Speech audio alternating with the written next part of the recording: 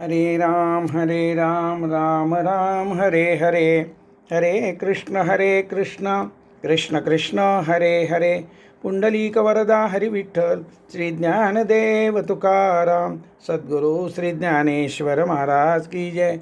जगद्गुरु तुकाराम महाराज की जय. पंढरीनाथ भगवान की जय. मागच्या सत्रामध्ये अध्याय 12 आणि श्लोक क्रमांक 10. अभ्यासेप्यसमर्थोऽसि मत्कर्मो परमो भवः मदर्थमपि कर्माणि कुर्वं सिद्धिम अवाप्स्यसि. या श्लोकावर चिंतन आपण करून थांबलो होतो. आता या श्लोकावर माऊलींच्या ज्या रचना आहेत त्यातली पहिली ओवी जी आहे तिथून या सत्राची सुरुवात आपण करणार आहोत. माऊली म्हणतात, का अभ्यासाही लागी कसू नाही तुझिया अंगी, तरी आहासी जया भागी तैसाची आस. ओवी क्रमांक 114. माऊली म्हणतात, असा अभ्यास करण्याचे सामर्थ्य जर तुझ्या अंगी नसेल तर तू सध्या ज्या स्थितीत आहेस ना त्या स्थितीत राहा. आता पुढे साधना सांगणारी माऊलींची ओवी अशी आहे. इंद्रियेन कोंडी भोगातेन तोडी अभिमानून संडी स्वजातीचा. 115. इंद्रियाची कोंडी करू नकोस. प्रारब्धवशात प्राप्त होत असलेल्या सुखोपभोगाचा त्याग करू नकोस आणि स्वजातीचा अभिमान सोडू नकोस. प्रारब्धाप्रमाणे जे कर्म, जो व्यवसाय या जन्मात करीत आहेस त्याबद्दल हीनता, अनाकर्षण, अनिवार्यता म्हणजे कंपल्शन वाटू देऊ नकोस. प्राप्त व्यवसायातून, नोकरीतून जनहित कसे साधता येते ते पहा.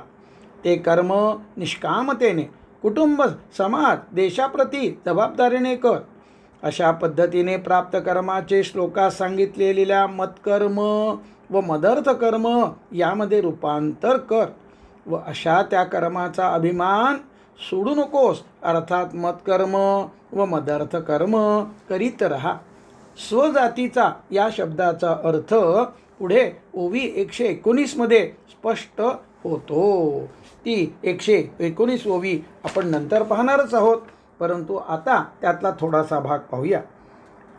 उणेया पुरेयाचे काही उरोने दिया पुलिया ठाई, सजातची करुणी घेई जीवित्व हे. अशा प्रकारे या ओवीचं बाकीचं पुढचं चिंतन आपण लवकरच करणार आहोत. म्हणून आपण आता या पुढच्या ओवीचं चिंतन करूया. काय म्हणतात भगवंत पुढच्या 116व्या ओवीमध्ये. कुळधर्मू चाळी विधिनिषेध पाळी, मग सुखे तुझ सरळी दिधली आहे. आपले कुळधर्माचे आचरण कर, विधिनिषेधाचे पालन कर, वेद व शास्त्राप्रमाणे करणी असलेली कर्मे कर आणि निषिद्ध कर्मे करू नकोस. फक्त अशा प्रकारे तू कर्म करीत राहिलास की सरळ सरळ तुला सर्व सुख म्हणजे आत्मानंद प्राप्त होणार आहे. आणि पुढच्या ओवीत माऊली आता साधना सांगतात. परी मने वाचा देहे जैसा जो व्यापारू होये, तो मी करीतू आहे ऐसे न म्हणे. अहंकार सुटला पाहिजे. अर्थ आता बघू. परंतु मनाने, वाचेने, देहाने जे व्यापार होत असतील, ज्या क्रिया होत राहतील त्या मी करीत आहे असे म्हणू नकोस. अर्थात देहांकार व कर्तृत्वाहंकार रहिततेने कर्म होऊ देत राहणे, साक्षीभावात राहून कर्म होऊ देत राहणे आवश्यक आहे. कर्मयोगाची साधना केव्हा, कोणत्या अध्यायाप्रमाणे करावी याचे पुन्हा या ठिकाणी चिंतन आलेलं आहे. तसे पाहता प्रस्तुत ओवीतील म्हणजे 117 या ओवीतील साधना सकृतदर्शी अध्याय क्रमांक 5 कर्मसन्यास योगाची आहे. त्या अध्यायातील ओवी 49 व नंतर 62 आणि नंतर 21वी आपण वाचून थोडं चिंतन करूया. ओवी क्रमांक 49 अशी आहे. दीपाचे नी प्रकाशे गृहीचे व्यापार जैसे, देही कर्म जात तैसे योगयुक्ता. ज्याप्रमाणे दिव्याच्या प्रकाशातील घरातील सर्व व्यवहारात चालतात, पण स्वतः दिवा त्या व्यवहाराचा फक्त साक्षी असतो, तो पूर्णतः अलिप्त व निर्लिप्त असतो. त्याप्रमाणे ज्ञानयोगी म्हणजे सांख्ययोगी सर्व कर्माच्या बाबतीत, सुरू असलेल्या प्रत्येक कर्माच्या बाबतीत अधिष्ठान असलेल्या आत्म्याची सोबत सतत अनुभवत, आत्म्याचे निर्लेपत्व सतत अनुभवत व सर्व इंद्रियांच्या एकूण एक वृत्ती कर्मसंबंधाने आपापल्या विषयात वावरत असल्याचे साक्षी राहून पाहत असतो. नंतर ओवी क्रमांक 62चा विचार सांगितला आहे. ती आता ओवी क्रमांक 62 आपण पाहूया. काय म्हणतात माऊली त्या ओवीमध्ये? जे बुद्धीची ठावूनी देही, तया अहंकाराची सेची नाही. मनोनी कर्म करिता पाही चोखाळले. अनुभूती सांगणारी माऊलीची ही ओवी आहे. अर्थ त्यांच्या मध्ये बुद्धीपासून देहापर्यंत, अर्थात बुद्धी, मन, इंद्रिय व शरीर या सर्व ठिकाणी अहंकाराची म्हणजे अहंभावाची आठवण सुद्धा होत नाही. म्हणून सर्व कर्माचे आचरण करीत असतानाही ते शुद्धच असतात. आत्मबोधामुळे, साक्षीभावामुळे व अहंकाररहितेमुळे कर्माच्या उभारणीमध्ये निर्लिप्तता अनुभवता येत असते.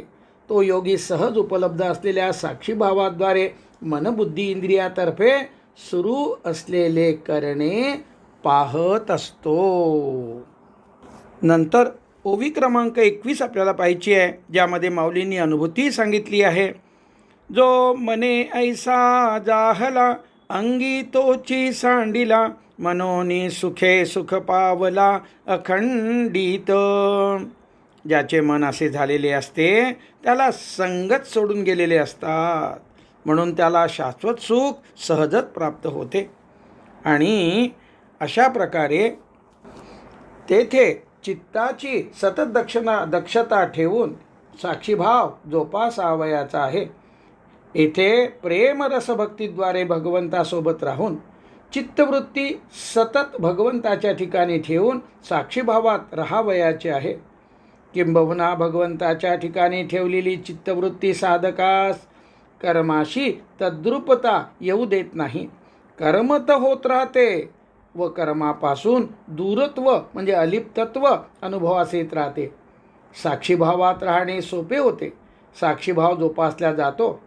अध्याय 5 मध्ये क्षण प्रतिक्षण चित्तात दक्षता बाळगणे म्हणजे बाय अवेअरनेस ही साधकाची भूमिका आहे. येथे क्षण प्रतिक्षण तयार होणारे कर्म भगवंतास अर्पण करणे, भगवंतासाठी करणे, किंबहुना भगवंत करीत आहेत अशी साधिकाची भूमिका आहे व त्यासाठी शरणागत भावाद्वारे प्रेमरसभक्ती जोपासावयाची आहे. To remain in devotion and surrender fullness. ज्यावेळी होणाऱ्या कर्मात बुद्धीची आवश्यकता जास्त असते त्यावेळेस पहिली पद्धत म्हणजे अध्याय 5 मध्ये प्रभावी आहे व ज्यावेळेस बुद्धीची आवश्यकता कमी आहे त्यावेळेस प्रेम भक्ती जोपासत कर्म होऊ देणे जास्त सोपे आहे. उदाहरणार्थ, ज्यावेळेस घरातील व्यक्तीसोबतचे काम, सामाजिक सेवेचे काम, आध्यात्मिक वाचन अध्यापन असे काम, ज्यावेळेस दुसऱ्या पद्धतीची योजना करावी. प्रेमरसभक्तीद्वारे कर्म होऊ देताना साक्षीभाव जोपासल्या जात असताना निर्माण होणाऱ्या कर्मास सतत दिशासुद्धा देणे अपेक्षित नाही.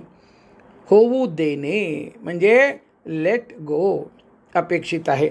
सर्वसमावेशक ध्येय म्हणजे participatory approach with common broad vision पुरेसे आहे. निर्गुण निराकार ब्रह्मजगत रूपाने साकार झाले आहे व त्याची सेवा करावयाची आहे अशी दृष्टी म्हणजे विजन ठेवल्यानंतर ही सेवा अशीच झाली पाहिजे. एवढ्याच वेळेत अशाच वैशिष्ट्यपूर्ण पद्धत झाली पाहिजे. हाही अट्टहास नको, हा खटाटोप नको. आजच्या पारभाषिक भाषेत मिनिमम गव्हर्नमेंट मॅक्सिमम गव्हर्नन्स. उदाहरणार्थ, एका मोठ्या मठाची, मंदिराची किंवा छोट्या गावाची स्वच्छता साफसफाई करावयाची आहे. स्वच्छता करणाऱ्या समूहाच्या नेतृत्वाने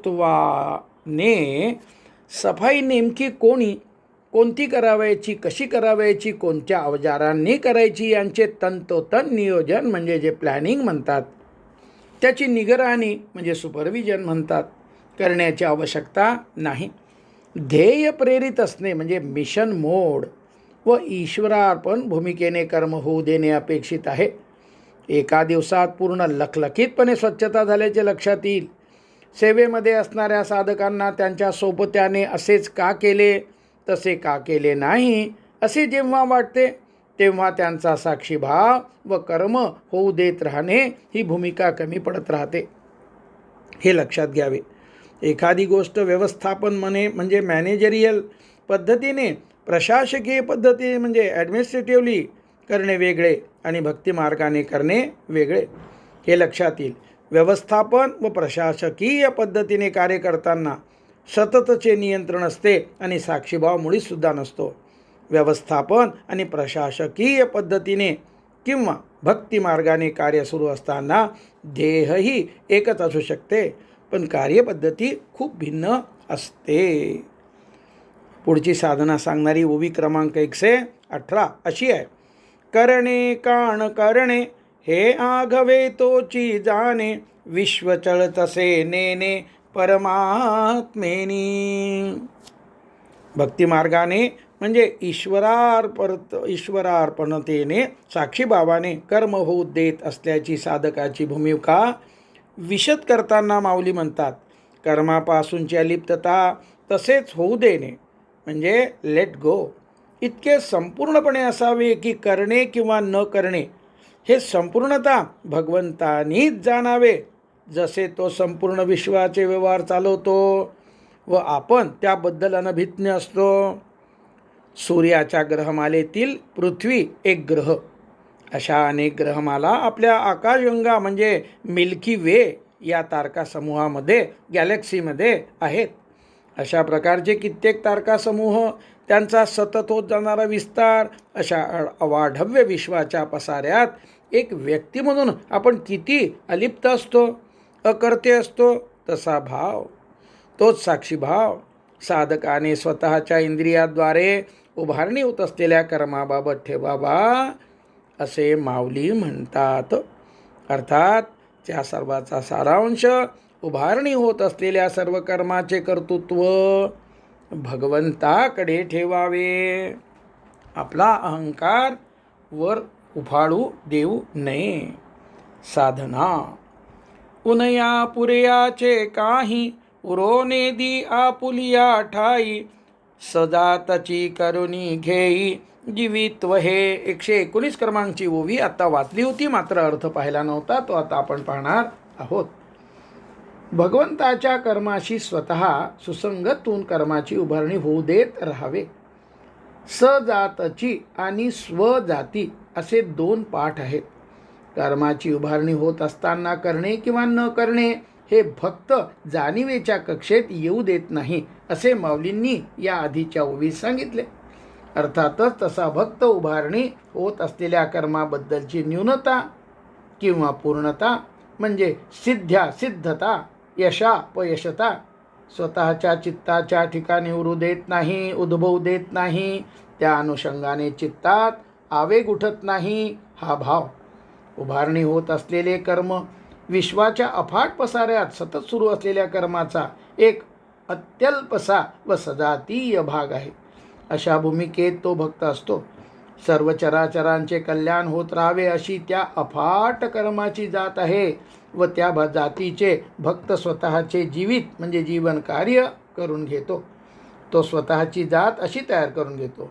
तो भक्त भगवंताकडून निर्मित होत असलेल्या कल्याणकारी अफाट कर्माशी कुठलीही विसंगती म्हणजे विरोध किंवा विजातीयता निर्माण होऊ देत नाही.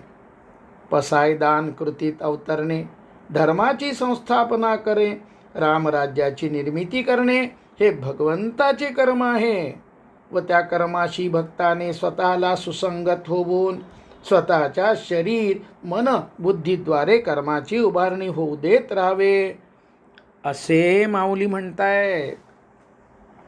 पुढच्या ओवीमध्ये माऊली साधना सांगतात 120 ते 122 मध्ये. काय म्हणतात? माळिये जे बुते नेले ते बुते निवांतची गेले, तया पानिया ऐसे केले होवा वेगा. माळ्याने नेले तिकडे बिनविरोध वाहत जाणे हा जसा पाण्याचा धर्म म्हणजे गुणधर्म असतो, त्याप्रमाणे होऊन म्हणजे सर्व चराचराचे हित व्हावे अशी जी भगवंताची इच्छा असते, त्याप्रमाणे होऊन स्वतःच्या वाट्याला आलेले कर्म करावे, अशा प्रकारचे भक्ताचे जीवन कार्य असावे.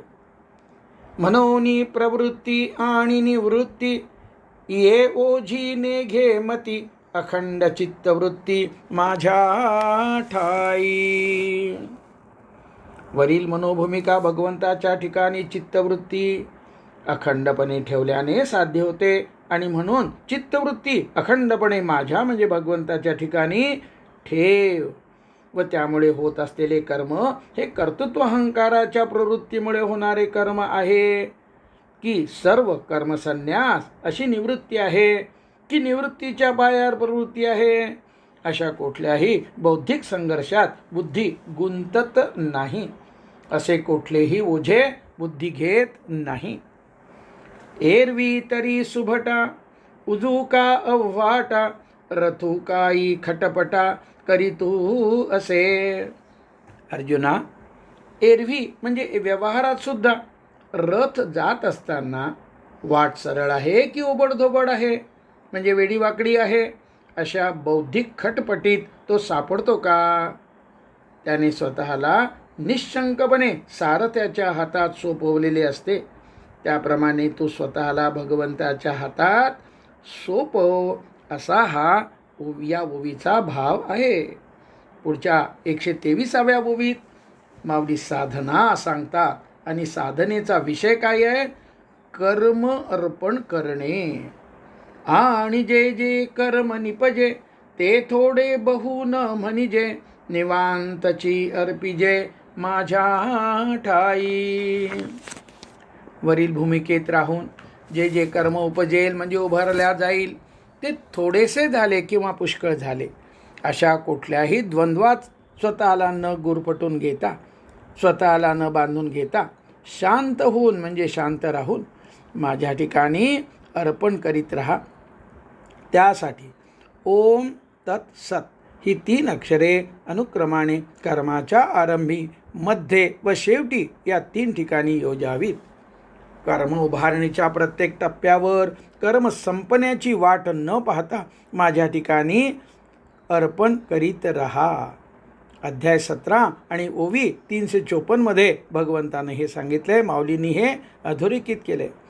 कर्म अर्पण करण्याची ही पद्धत, त्यासाठी यज्ञ, तप, ज्ञान यांना सर्व करणीय कर्माचे प्रतिनिधिक उदाहरण करून सर्व कर्मांना भगवंताच्या ठिकाणी म्हणजे परमात्म स्वरूप आत्म्याच्या अनुभवात राहण्याद्वारे अर्पण करण्यास विधी, त्यामधील श्रद्धेसह भावासह भगवंतांनी अध्याय 17 मध्ये विस्ताराने सांगितले आहे.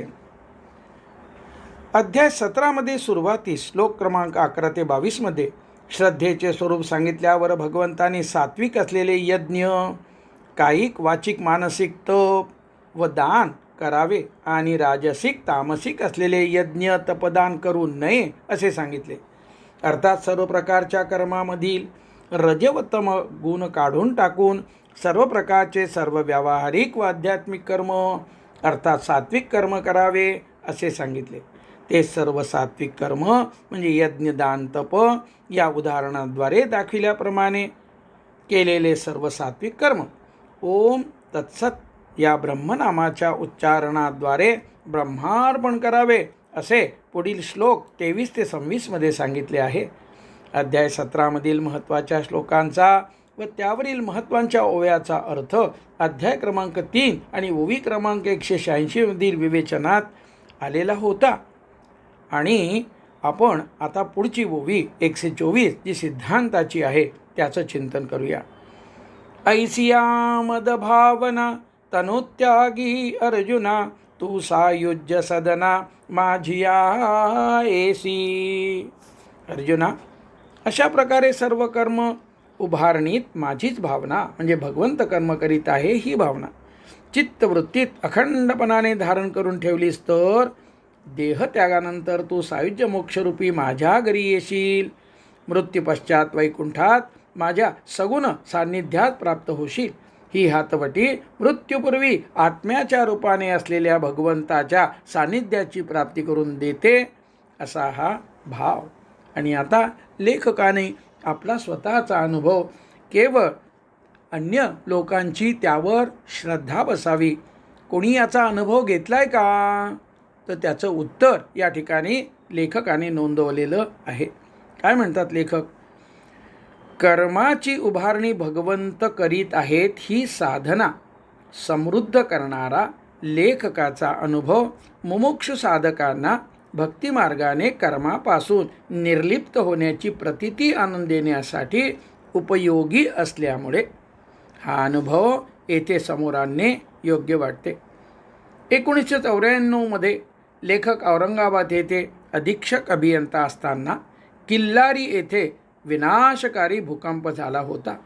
लातूर व उस्मानाबाद जिल्ह्यातील प्रत्येकी 15 अशी एकूण 30 गावे नेस्तनाबूत झाली होती. हे दोन्ही जिल्हे नांदेड मंडळात होते. भूकंपाच्या 3ऱ्या दिवशी बीड येथे दौऱ्यावर असताना मुंबईहून वरिष्ठाकडून पुढीलप्रमाणे तातडीचे निर्देश फोनद्वारे मिळाले.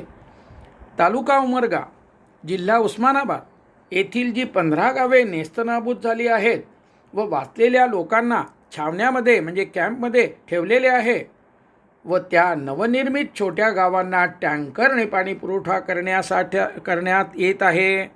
पण पाईपलाईन टाकून पाणी पुरवठ्याची स्थायी सोय होण्यासाठीच्या कामांना गती देण्यासाठी स्थानिक अभियंते कार्यक्षमतेत कमी पडत आहेत. तरी तातडीने तेथे जाऊन कामे करावीत आणि त्या कामासाठी तुम्ही या क्षणापासून अधीक्षक अभियंता आहात. त्यावेळेस बीड येथे दौऱ्यावर असल्यामुळे आणि बीड जिल्हा उस्मानाबादच्या लगतचा असल्यामुळे तेथील अभियंत्यांना सोबत घेणे योग्य होते. स्थानिक ज्युनियर इंजिनियर्सची बैठक घेतली आणि काम समजावून सांगितले. उमरगा येथे गैरसोय सोसून 1 आठवडा मुक्काम करून कामे मार्गी लावावयाची व पूर्ण करावयाची असल्याचे सांगितले आणि सोबत येण्याचे आवाहन केले.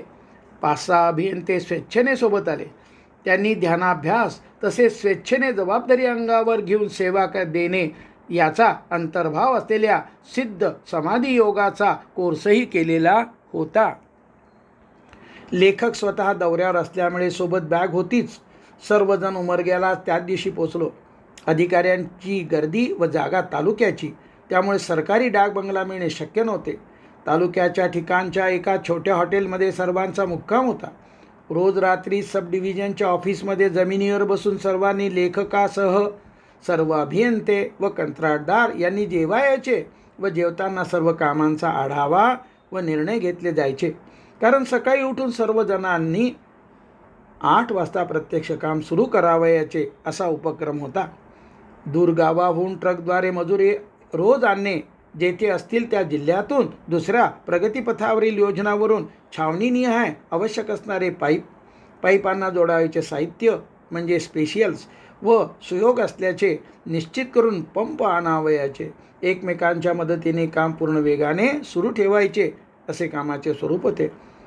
सर्वांनी दररोज 12-14 तास काम केले व छावण्यांना नवनिर्मित गावांना 2 ते 5 किलोमीटर अंतरावरील जुन्या विहिरीपासून किंवा नवीन बोर घेऊन तेथून पाईपलाईन टाकून प्रत्येक गावाला ओट्यावरील सिंटेक्सच्या टाक्या व टाक्यांना चहूबाजूंनी नळ, टाक्या उभारणीसाठीची पाईपलाईन अशी व्यवस्था पूर्ण करून पाणी पुरवठा यशस्वीरित्या सुरू करण्यात आला. सर्व काही 10 दिवसात केले. कोणाला थकवा जाणवला नाही. श्रम साफल्याचा आनंद सर्वांनी घेतला. लेखक पुढे म्हणतात, पहिल्या दिवशी आम्ही तेथे गेलो तेव्हा तेथे काम लौकिक दृष्टीने म्हणजे ॲडमिनिस्ट्रेटिव्ह मोडमध्ये सुरू होते. कंत्राटदार असाल तर नफा नुकसान, अधिकारी अभियंते असाल तर काम पूर्वापार पद्धतीने व्हावे व त्यासोबत नाव व्हावे.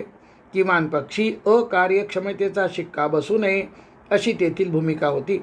त्या 15 व जवळपास भूकंपग्रस्त भागातील लोक शोकग्रस्त व जबरदस्त धक्क्यातून बाहेर न आलेले होते. त्यांच्यापैकी कोणी मोलमजुरीने काम करावे ही अपेक्षा चुकीची होती. त्यामुळे दूर गावाहून ट्रकने रोज मजूर आणणे व तेथे त्यांना नेऊन सोडणे क्रमप्राप्त होते. आमचा तेथे गेलेला समूह वेगळ्या प्रेरणेने काम करीत आहे हे तेथील कंत्राटदार अभियंते यांच्या लक्षात आले व त्यांच्याशी चर्चा केल्यानंतर त्यांनी त्यांची भूमिका पुढील प्रमाणे लगेच बदलली. तातडीचे काम, दूरहून मजुरांची ने-आण हे सर्व पाहता शासकीय दरसूचीप्रमाणे कराव्या लागणाऱ्या कामात नुकसान खात्रीने होणार. त्यांच्याशी चर्चा केली.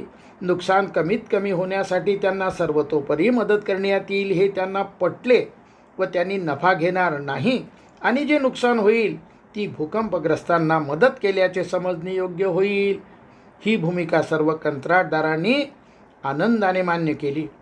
कर्मयोगाच्या महत्त्वाचे तत्व, फलाकांक्षारहितता मान्य करताच सर्व वातावरण बदलले.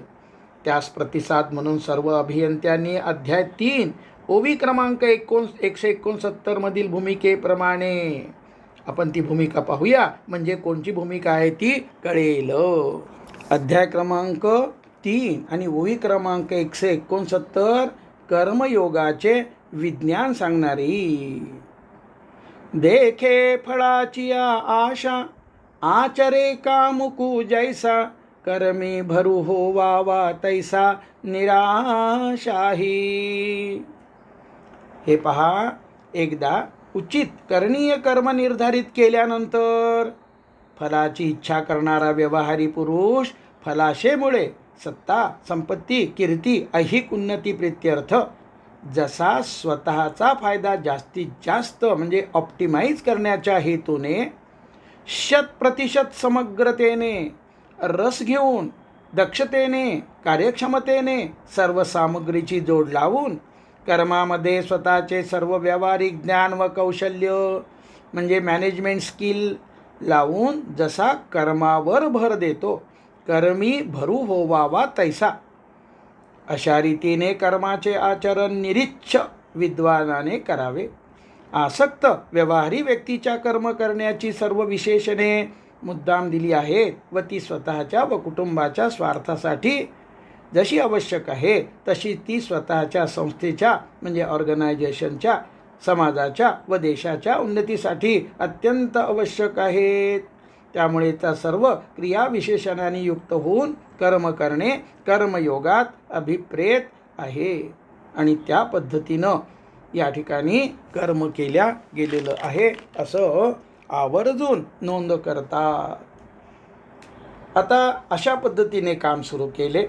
कमी वेळात उत्तम गतीने, पूर्ण कार्यक्षमतेने व उत्तम गुणवत्तेने काम पूर्ण करण्याची जबाबदारी आनंदाने स्वीकारली गेली. कंत्राटी काम हे स्वरूप बदलून सेवा हे स्वरूप त्या कामास प्राप्त झाले. अधीक्षक अभियंता दिवसभर सर्व कामावर फिरतात व रात्री जमिनीवर सर्वांसोबत बसून जेवतात. या भूमिकेने समस्या व त्यावरील निर्णय ही प्रक्रिया सर्वांसाठी सुलभ, वेगवान व आनंददायी ठरली. पाईप, पंप, कुशल कामगार, फिटर, इलेक्ट्रिशियन यांना मिळविणे, जिल्हाधिकारी, मुख्य कार्यकारी अधिकारी, भूजल विभागाचे अधिकारी यांच्यासोबत सामंजस्यपूर्वक समन्वय म्हणजे कोऑर्डिनेशन, सामानाची, मजुरांची वाहतूक, इतर जिल्ह्यातून साहित्य मिळविणे, मजूर मिळविणे आणि कोणतीही समस्या असो एकमेकांना मदत कशी देता येईल याबाबत चढाओढ अहमहमिका दिसत असे.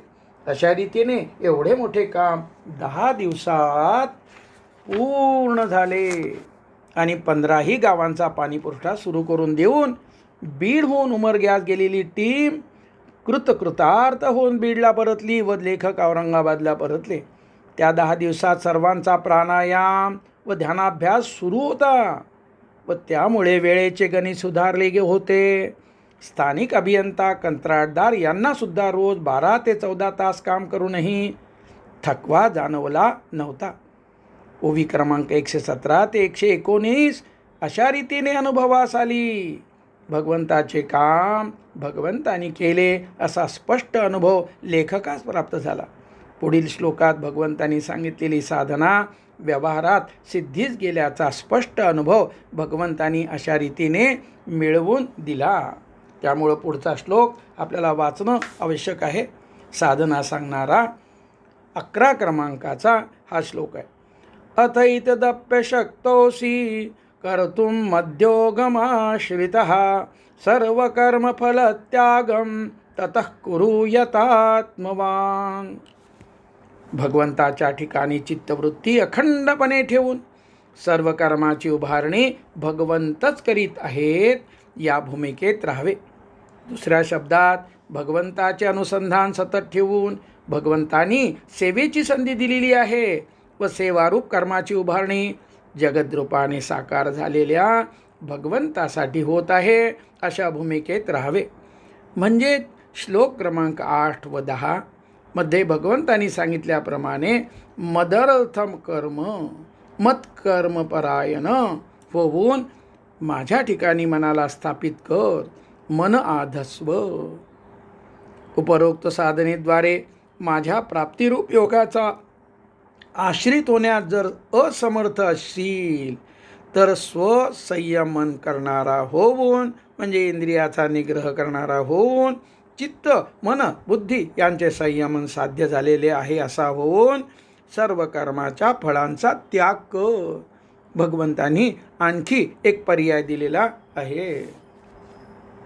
आता माऊलींच्या त्यावर ज्या ओव्या आहेत त्या ओव्या आपण पाहूया. साधना सांगणारी ओवी क्रमांक 125 अशी आहे.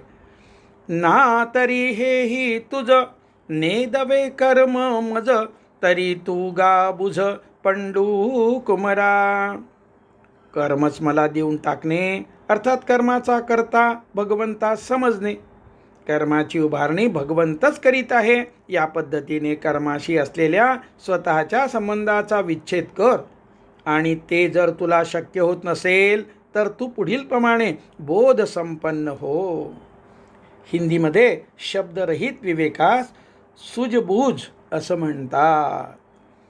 पुन्हा साधना सांगणारी ओवी 126.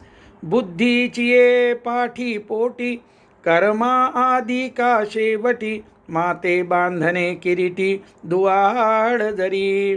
कर्माचा प्रारंभ ईश्वराच्या प्रेरणेने इच्छेने झाला आहे अशी बुद्धी ठेवणे व ईश्वराच्या कर्तृत्वाने कर्म संपन्न होऊन कर्माचा शेवट झाला आहे अशी बुद्धी ठेवणे. अशा प्रकारे बुद्धीच्या पाठी पोटी म्हणजे सुरुवातीपासून शेवटापर्यंत परमेश्वरात बांधून ठेवणे अर्थात कर्माच्या प्रत्येक टप्प्यावर चित्तवृत्तीमध्ये सतत परमेश्वराचे अनुसंधान ठेवणे. हे जर अर्जुना तुला अवघड वाटत असेल तर पुढे साधना सांगितली आहे. तरी हेही असो सांडी माझा अतिसो परी संयतीसी वसो बुद्धी तुझी. तर हेही असू दे, सतत माझे स्मरण ठेवण्याचा आग्रह सोडून दे, परंतु तुझी बुद्धी स्वसंयमनाकडे म्हणजे बुद्धी ध्यानाभ्यासाकडे इंद्रियाच्या निग्रहाकडे असू दे.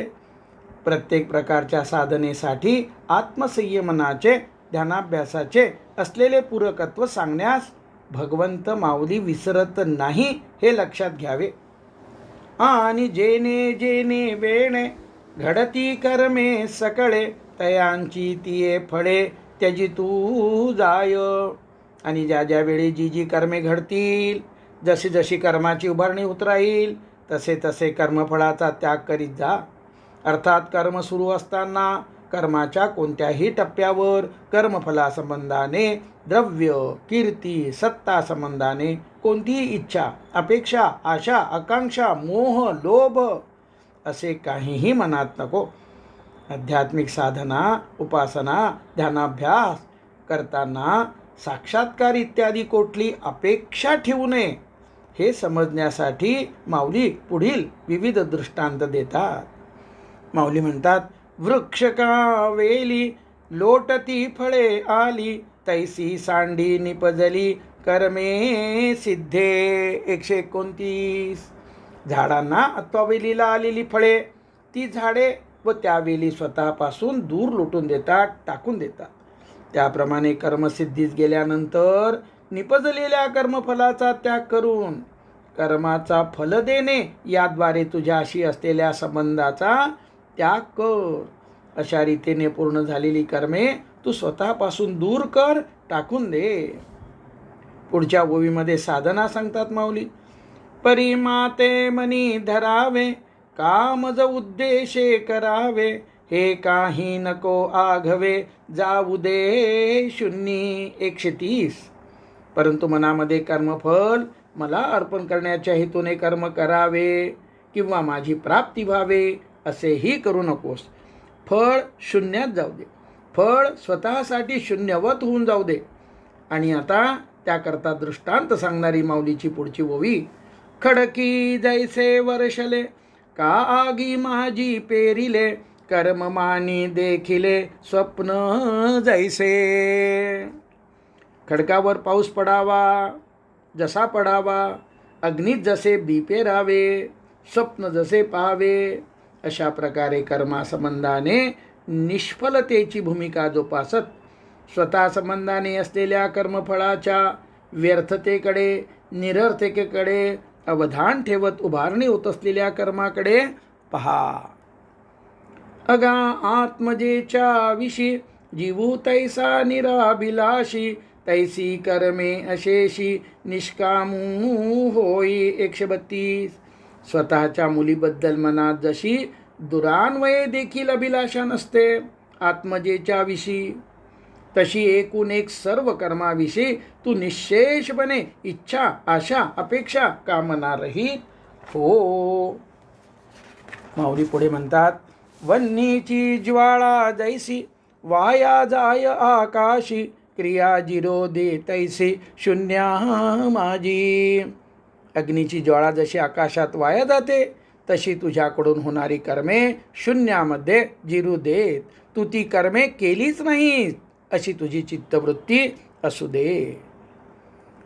अर्जुन हा फल त्यागू, आवडे कीर अस लगू, परियोगा माझी योगू, धुरेचा हा. अर्जुना, हा फलत्याग सोपा वाटतोय खरे, पण सर्व योगामध्ये हा योग म्हणजे कर्मयोग अग्रेसर श्रेष्ठ आहे. अध्याय भक्तियुगाचा आहे व त्यात भगवंताने प्रस्तुत श्लोकाद्वारे, प्रस्तुत ओवीद्वारे कर्मयोगात दिलेले महत्त्व लक्षात घ्यावे. सारांश सर्व मार्गाचा समन्वय भगवंतांना व माऊलींना अपेक्षित आहे. आणि आता सिद्धांत सांगतात. येणे फलत्यागे सांडे, ते ते कर्म न विरूढे, एकची वेळे वेळू झाडे, वांझी जैसी. वेळूचे झाड एकदा व्याले म्हणजे पुन्हा वीत नाही. त्याप्रमाणे फलत्याग करून जे जे कर्म टाकले जाते त्या त्या कर्मास पुन्हा अंकुर फुटत नाही. कर्म त्याचे फल, त्यामुळे भोगरूपाने दुसरे कर्म, त्यातून तिसरे, अशी जी कर्मशृंखला असते ती संपते हा भाव. तैसे येनेची शरीरे, शरीरा येणे सरे, किंबहुना एर झारे, चिरा पडे. फलत्यागाने सर्व कर्मे निर्बीज होतात आणि याच शरीराद्वारे कर्तेपणाने कर्मफलाच्या अपेक्षेने केलेल्या कर्माने पुन्हा शरीराचे येणे म्हणजे पुन्हा पुन्हा जन्माला येणे संपते. जन्ममरणाच्या खेपावर दगड पडतो, चिरा पडे.